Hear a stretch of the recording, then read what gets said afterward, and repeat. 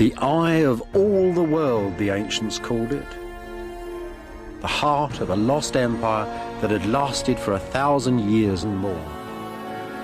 Saint Sophia, the Church of the Divine Wisdom. This was their crowning glory, the glory of Byzantium.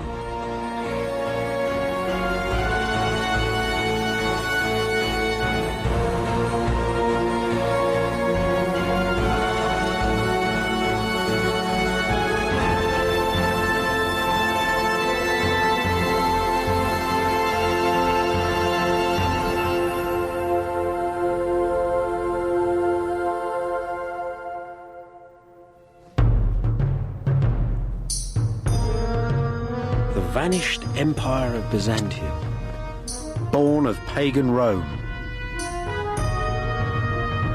Byzantium, the dream of a Christian Roman empire that stretched from Spain to Syria.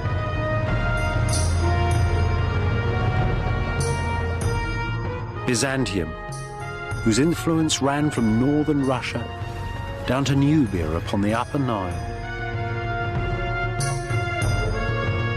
Byzantium, gateway to a lost chapter of our past.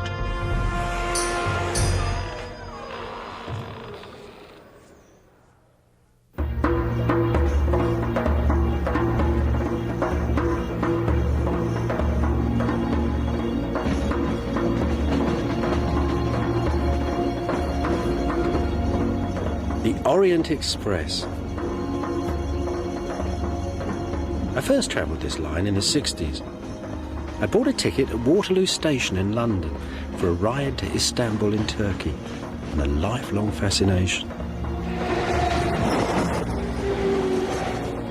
It took 3 days to get there. It was hell on wheels, really. Goats in the corridor and communism out the window.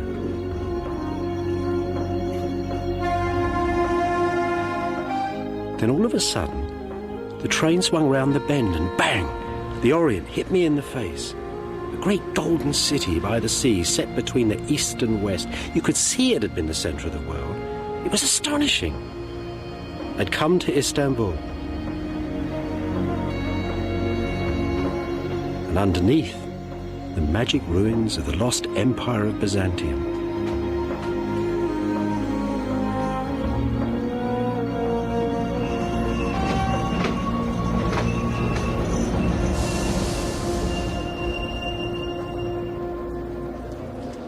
The Orient Express stopped here, in the heart of the old city.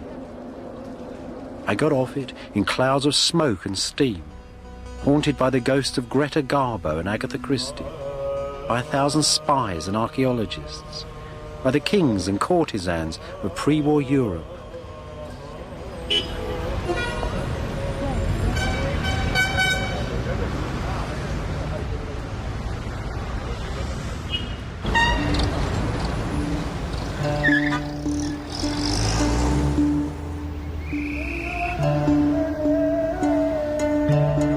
Istanbul, one of the very greatest of Islamic cities,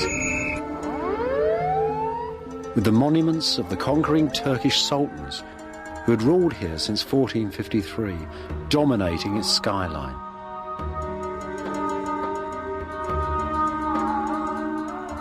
Underneath, though, are much older ghosts, brushed each day by people of the living city, the ruins of Constantinople, the capital city of the Empire of Byzantium.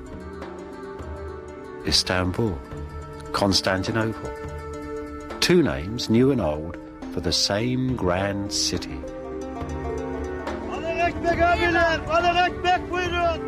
16 centuries ago, in the year 330, the Emperor Constantine, the first Christian Roman emperor, chose this city, then a small Greek town, to be his capital. No one quite knows why. One thing's sure, though. The great warrior emperors had left Rome and the cities of the West forever.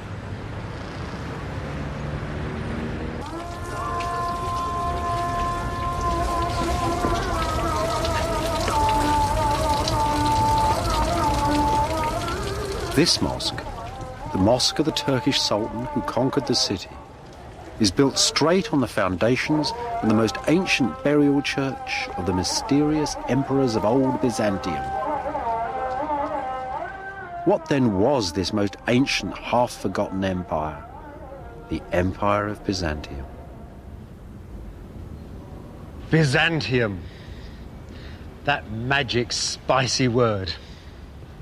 Now, imagine that the empires of Greece and Rome had never died, but had been fused together in a single empire set between the East and West.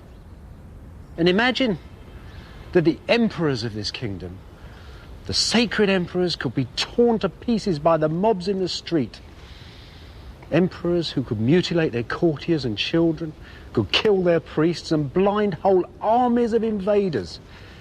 Yet emperors whose artists made some of the most finest, the most exquisite images the world has ever seen.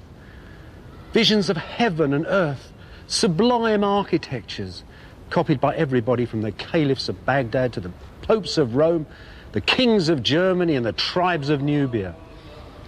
Visions of heaven's order and earthly power that still lie deep within the modern world.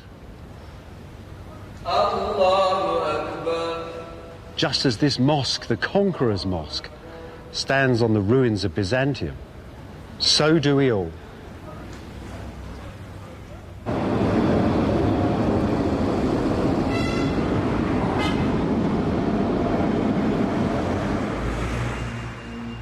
This is where the Empire of Byzantium began, beside this ancient column here on Main Street.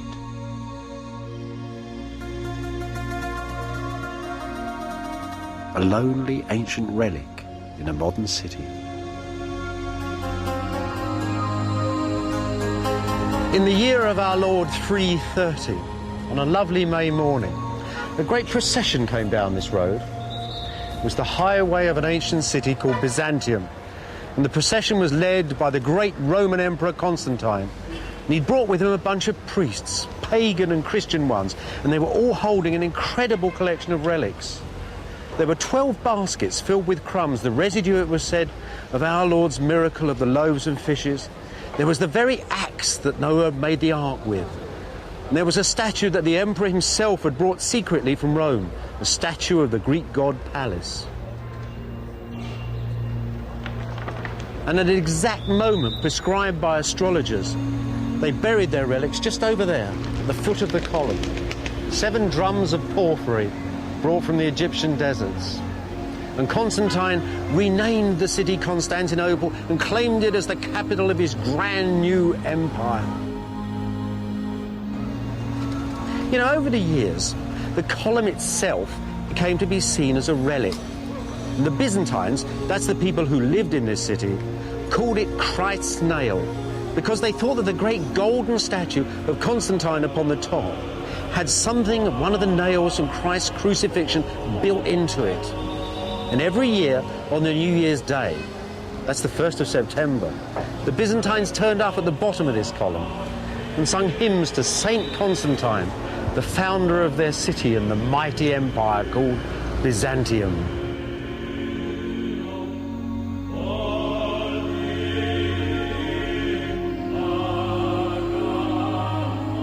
Constantinople was designed to be the center of the Christian world, the center of Christ's government on earth.